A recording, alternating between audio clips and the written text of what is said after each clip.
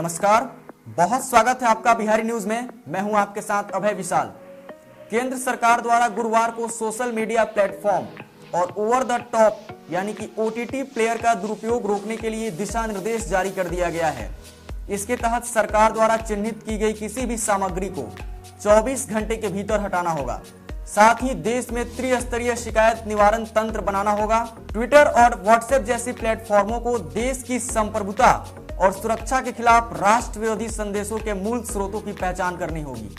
अपराध सिद्ध होने पर 5 वर्ष तक की सजा हो सकती है। यह व्यवस्था भारत की अखंडता, एकता और सुरक्षा के साथ साथ सामाजिक व्यवस्था, दूसरे देशों से रिश्तों और दुष्कर्म और यौन शोषण जैसे मामलों पर लागू होगी। इसके अलावा इन कंपनियों को हर महीने शिकायतों और उन पर हुई कार्रवाई की रिपोर्ट देनी होगी।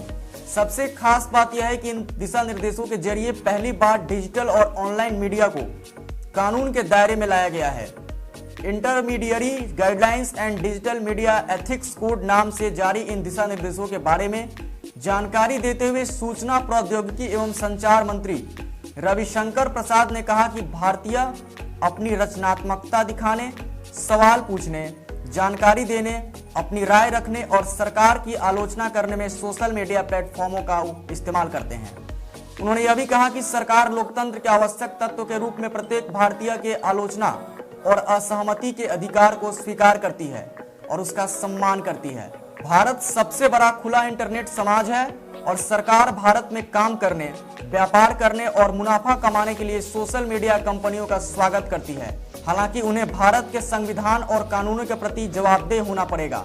वहीं केंद्रीय मंत्री प्रकाश जावड़ेकर ने कहा कि ओटीटी प्लेटफॉर्म पर परोसी जा रही सामग्री को लेकर लगातार शिकायतें मिल रही थी। संसद के दोनों सदनों में लगातार इससे संबंधित मामले उठ रहे हैं, इसलिए सरकार को आगे आकर इनके लिए नियम बनाने पड़े हैं।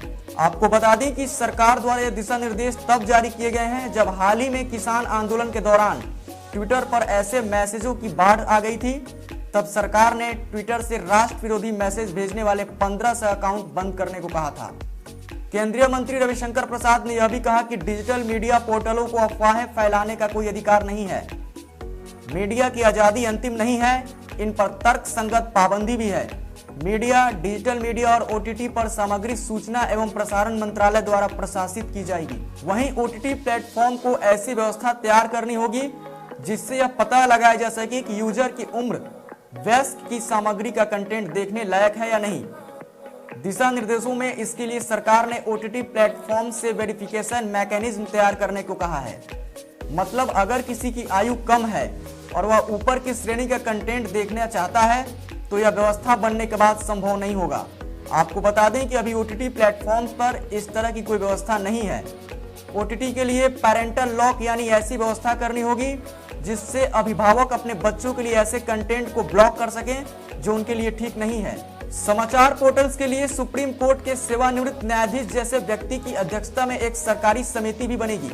यह प्रकाशक को चेतावनी, सामग्री हटाने जैसे निर्देश दे सकेगी। सरकार अंतर विभागीय समिति बनाकर निगरानी करेगी। सोशल मीडिया कंपनी को किसी आपत्तिजनक, शरारती पोस्ट या संदेश को सबसे पहले किसने लिखा, इसकी जानकारी मांगने पर देनी होगी। यह व्यवस्था केवल भारत की अखंडता, एकता और सुरक्षा, दुष्कर्म जैसे मामलों में लागू होगी। शिकायत निपटारे के लिए तंत्र बनाना होगा।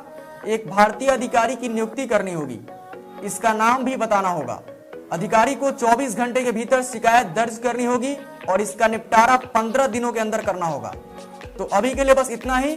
बिहार की हर छोटी बड़ी खबरों से रूबरू होने के लिए देखते रहिए बिहारी न्यूज। धन्यवाद।